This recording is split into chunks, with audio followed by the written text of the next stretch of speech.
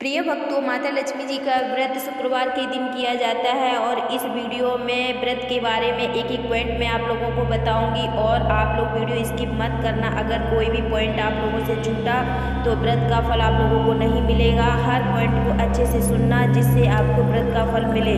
इस व्रत को करने के बाद 100% मैं गारंटी के साथ कह रही हूँ आपको 100% फल मिलेगा। तो इस वीडियो को बिल्कुल भी स्किप मत करना, एक एक पॉइंट अच्छे से सुनना और समझना। तो मैं आपको गौलक्ष्मी व्रत के नियम समझाने जा रही हूँ नंबर बाई नंबर, तो आप लोग ध्यान से सुनिए। नंबर 1, यह सरल व्रत देवोपासना के अंतर्गत है। इस व्रत को कोई भी स्त्री या पुरुष, लड़के लड़कियां कर सकती हैं। जात पात का कोई भी भेदभाव नहीं है। नंबर 2, व्रत प्रारंभ करने से पूर्व की विधि को भली बात सुन लेना चाहिए जिससे नियम की पूर्ति में सरलता होगी। नंबर 3, व्रत को पूर्ण विश्वास, श्रद्धा, प्रेम और पवित्र भाव से करना चाहिए। मन में किसी प्रकार की दुविधा, अविश्वास से व्रत की सिद्धि प्राप्त नहीं होती है।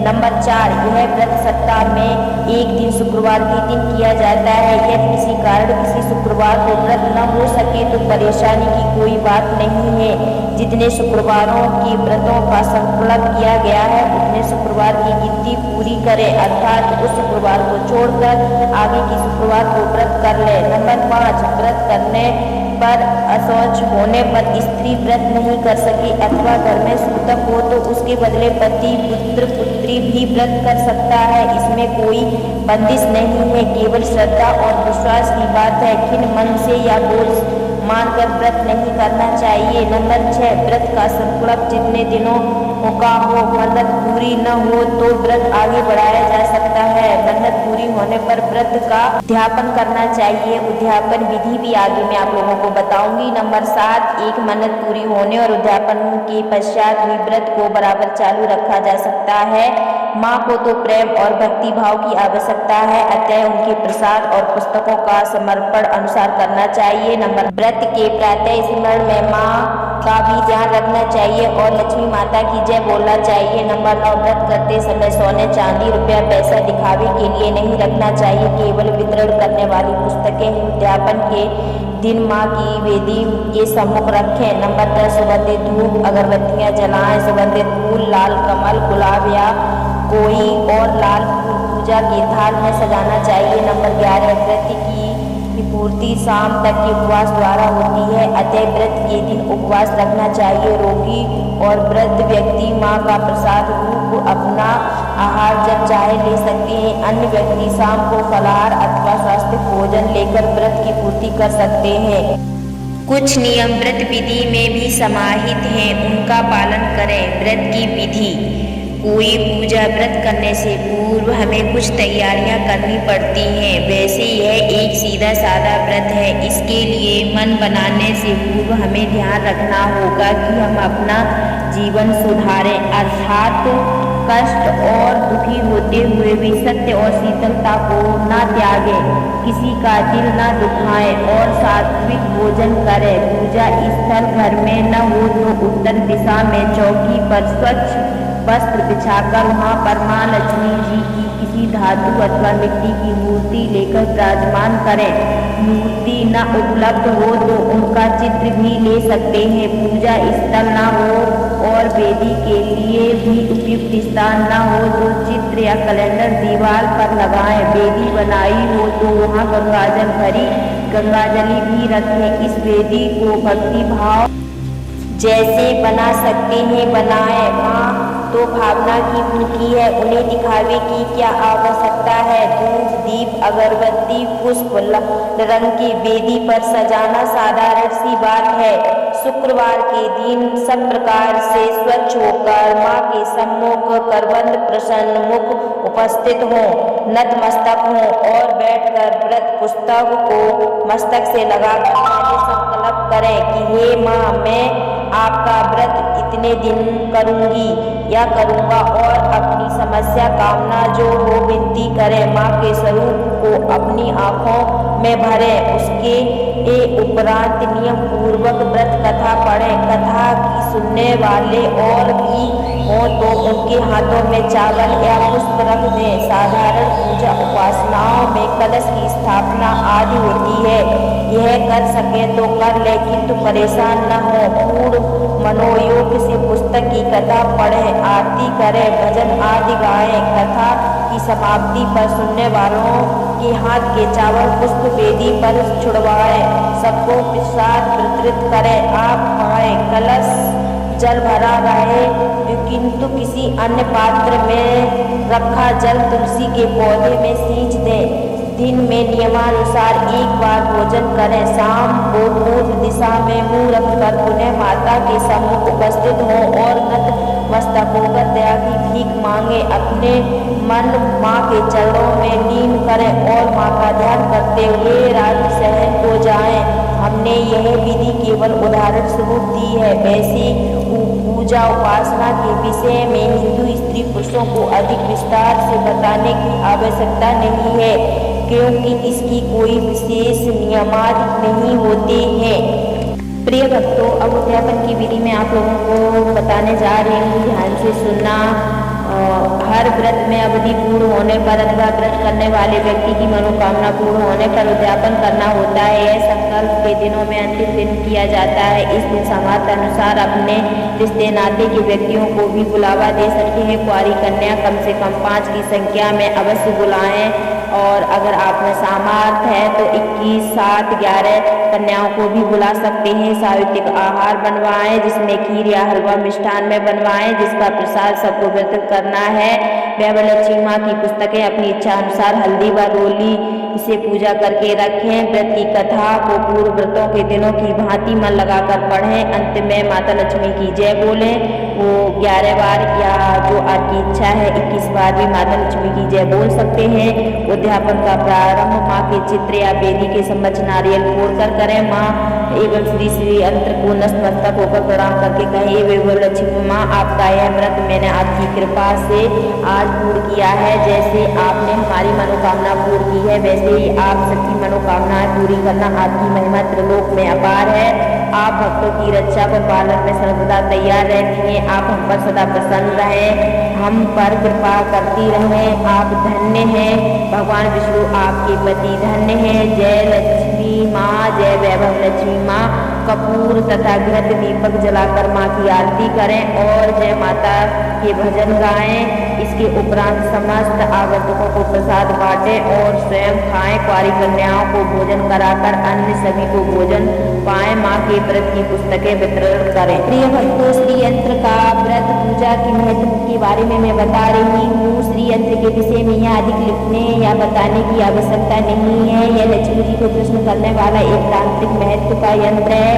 शास्त्र लक्ष्मी, सरस्वती, ब्राह्मणी तीनों लोगों की संपत्ति एवं शोभा का नाम श्री बताते हैं। इस तरह यह यंत्र भी महालक्ष्मी की भांति अद्भुत, चमत्कारी, सुख, संपत्ति और शांति प्रदान करने वाली एक छवि कही गई है। इसे महालक्ष्मी जी की मूर्ति, चित्र आदि के साथ ही स्थान दिया जाता है और व्रत प्रारंभ करने पर उसका दर्शन एवं नमन करते हैं। श्री यंत्र का स्वरूप निर्माण में जितना जटिल है, उतना ही दर्शन मात्र से वैभव प्रदान करने में सरल साधन है। इसे पुस्तक में इसलिए दिया गया है कि व्रत करने वाले इसे नमन करें और दर्शन करते रहें। यह बाजार में कितने भी प्रकार का उपलब्ध है। एक धातु की प्लेटों पर भी कई प्रकार के और कई साइजों में अंकित मिलता है। यह कागज पर भी छपा होता है। इच्छा और सामर्थ्य अनुसार खरीदा जा सकता है। लक्ष्मी जी की पूजा करते समय इस मंत्र का जाप करना चाहिए। ओम श्री क्लीं श्री सिद्धिलक्ष्म्यो नमः। ओम श्री क्लीं श्री सिद्धिलक्ष्म्यो नमः। ओम श्री क्लीं श्री सिद्धिलक्ष्म्यो नमः। ओम श्री क्लीं श्री सिद्धि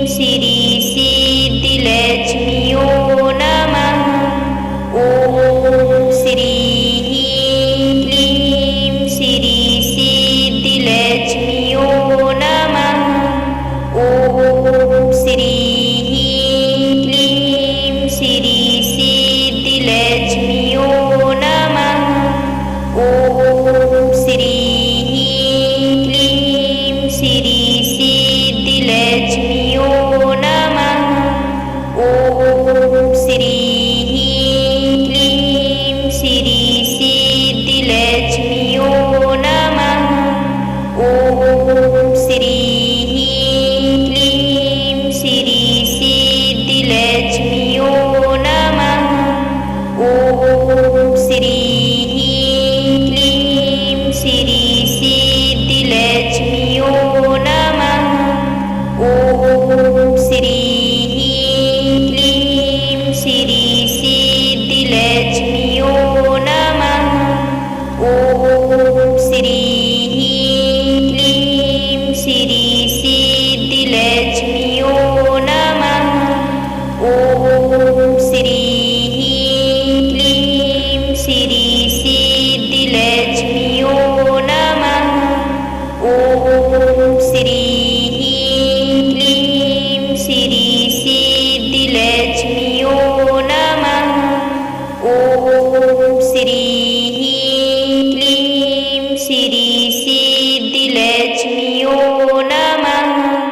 ॐ श्रीः क्लीं श्री सिद्धिलक्ष्म्यो नमः।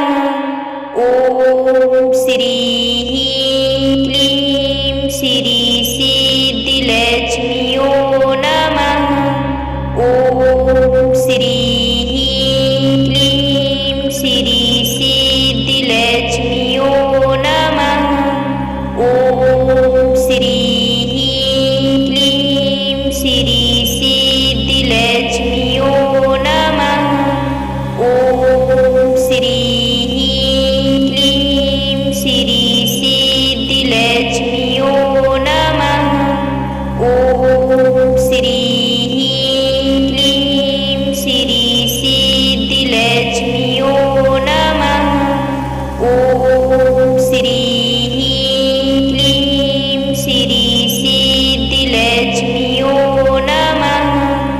ॐ श्रीः क्लीं श्री सिद्धिलक्ष्म्यो नमः। ॐ श्री